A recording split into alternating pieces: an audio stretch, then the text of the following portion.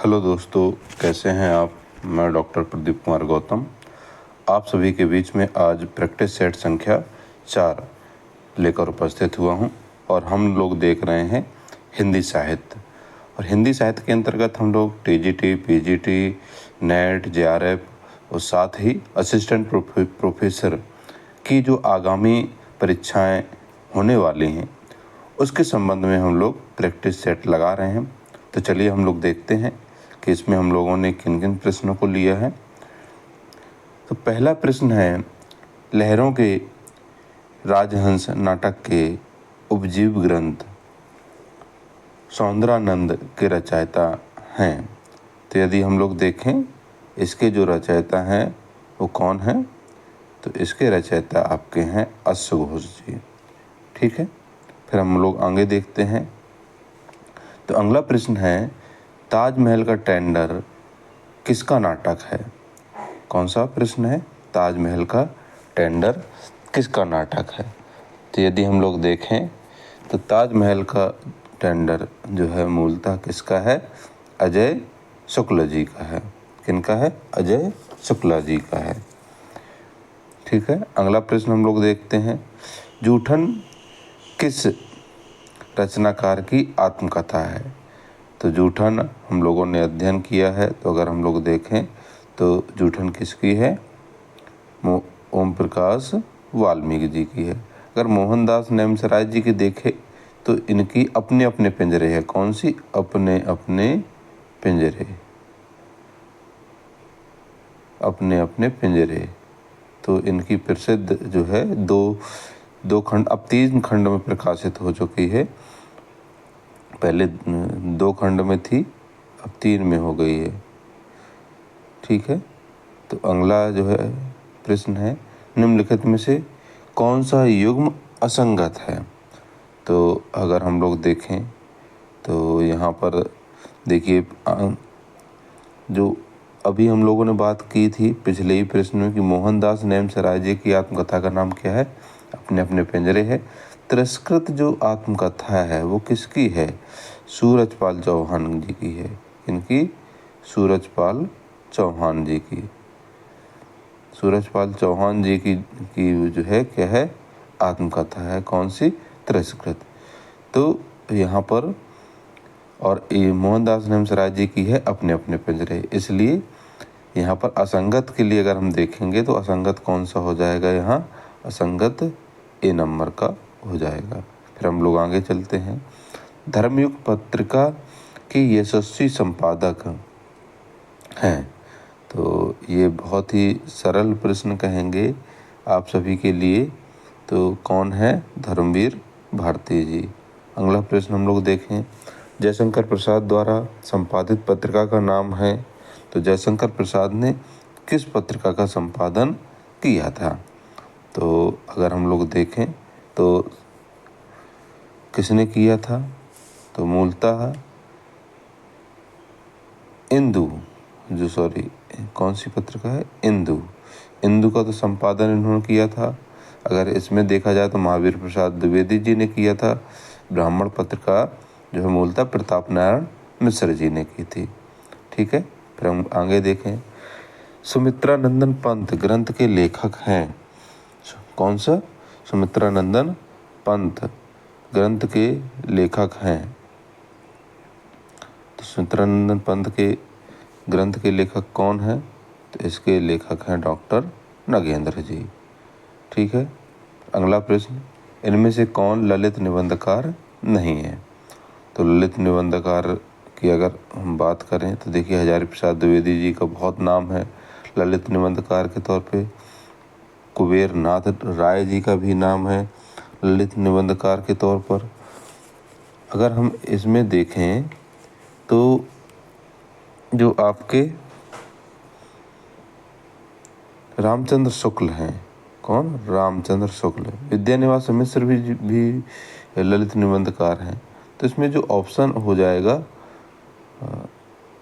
कौन सा, रामचंद्र शुक्ल सही हो जाएगा।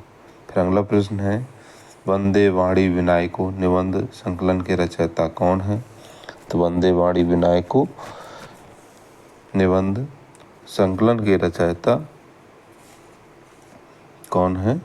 तो अगर हम देखें तो इसके रचयिता हो जाएंगे रामवृक्ष बेनीपुरी जी। फिर अगला प्रश्न है, घुमक्कड़ शास्त्र यात्रा वृत्तांत के लेखक हैं तो कौन है? राहुल सांकृत्यायन जी हैं, बहुत ही प्रसिद्ध है ये तो।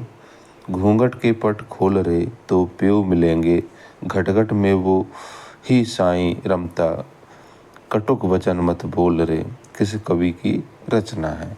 तो यदि हम देखें तो यह जो है आपका मूलतः किसकी रचना है? तो यह मूलतः है रचना है कबीरदास जी की। फिर आगे हम लोग देखें, लोगन कवित्व की बो खेल कवि जानो है, पंक्ति के रचयिता हैं। तो प्रश्न संख्या कौन सा है? 12। तो अगर हम लोग देखें तो कौन है इसके रचनाकार? ठाकुर जी हैं। फिर आगे हम लोग देखें, प्रयोग अपने आप में इष्ट नहीं है वरन वह साधन है, यह कथन किस बात से संबंधित है? प्रयोग अपने इष्ट में क्या है? इष्ट नहीं वरन साधन है। तो ये जो है कथन किसका? मूलतः प्रयोगवाद का है। कमलेश्वर को किस उपन्यास पर केंद्रीय साहित्य अकादमी पुरस्कार मिला? किसे? कमलेश्वर को। तो कमलेश्वर जी को जो साहित्य अकादमी पुरस्कार है वह अगर हम देखें तो उनकी जो रचना है बहुत ही प्रसिद्ध है, कितने पाकिस्तान, इस रचना पर मिला है। फिर अगला प्रश्न है, बृहत्त्रयी में कौन सा महाकाव्य नहीं आता है? तो देखिए अगर हम लोग इसकी बात करें बृहत्त्रयी में, तो बृहत्त्रयी में देखिए कृतार्जुनीयम भी है, शिशुपाल वधम है, नैषधि चरितम भी है। इसमें जो है आपके जो रघुवंशम है, रघुवंशम नहीं आता है। तो ऑप्शन संख्या कौन सा? डी सही हो जाएगा। फिर अगला प्रश्न है, समास की अधिकता ओज कहलाती है, ओजस समास भूयस भूवस त्वम, यह कथन किसका है? तो अगर हम लोग देखें तो ये कथन किसका है मूलतः? तो यह कथन है वामन जी का। किनका है? वामन जी का है। अगला प्रश्न है, रीत को काव्य की आत्मा कहने वाले आचार्य क्या है? रीत को काव्य की आत्मा कहने वाले आचार्य कौन है? तो वामन है। ठीक है। फिर अगला प्रश्न है, हिंदी के प्रथम गद्यकार हैं। तो हिंदी के प्रथम गद्यकार की जब हम लोग बात करते हैं तो हिंदी के प्रथम गद्यकार के तौर पर सबसे ज़्यादा जो प्रसिद्ध नाम है वह है कौन सा? लल्लू लाल जी का। फिर आगे देखें, प्रेमचंद की कृति जिसे ब्रिटिश शासन द्वारा जब्त कर लिया गया। देखिए ये बहुत ही प्रसिद्ध रचना है। कौन सी रचना है? यह है अगर देखा जाए तो कौन सी है? सोजे वतन है। कौन सी है?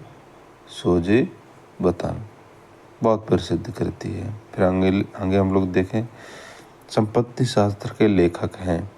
तो संपत्ति शास्त्र के लेखक कौन हैं?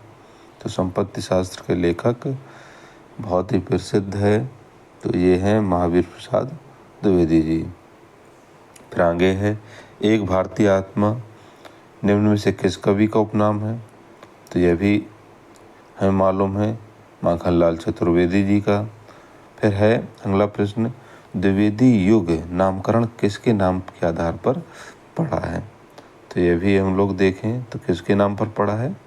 तो यह महावीर प्रसाद द्विवेदी जी के नाम पर पड़ा है, चूँकि इन्होंने उस समय सरस्वती पत्रिका का संपादन किया है। किसका? सरस्वती का। और कब से शुरू किया था? 1903 से। इसका प्रकाशन कब शुरू हुआ था? 1900 में हुआ था।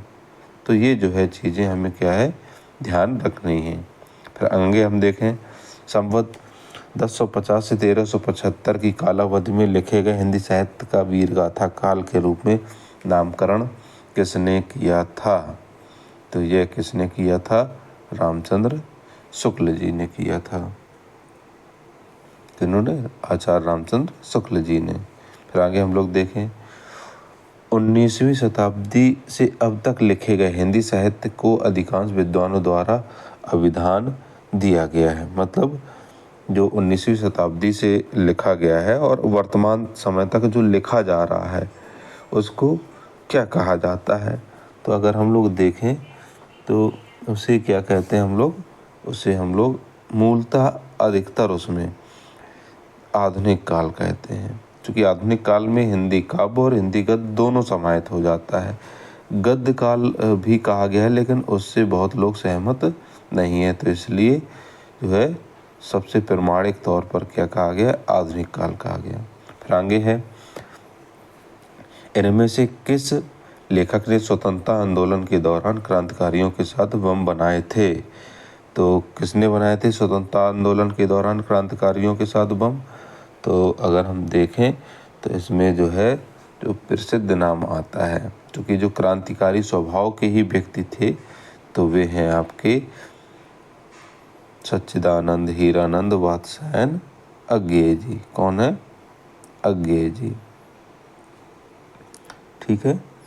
फिर आगे हम लोग देखें, अगला प्रश्न है, यशपाल की रचनाओं में उपस्थित है। तो यशपाल की रचनाओं में क्या है उपस्थित?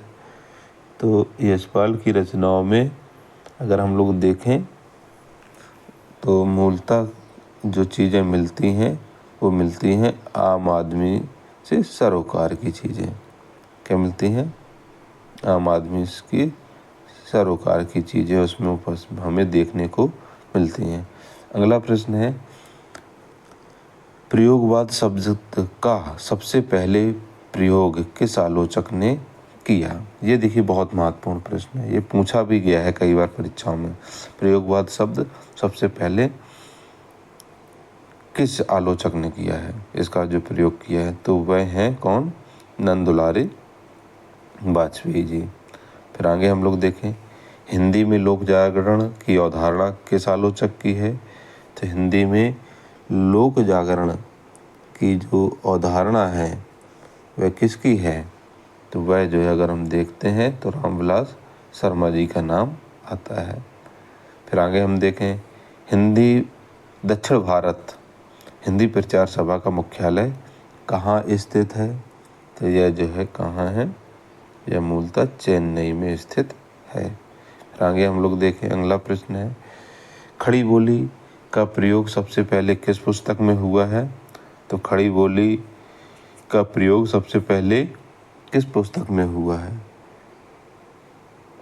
तो यह मूलतः देखते हैं तो सुख सागर में जो है हमें देखने को मिलता है। सॉरी।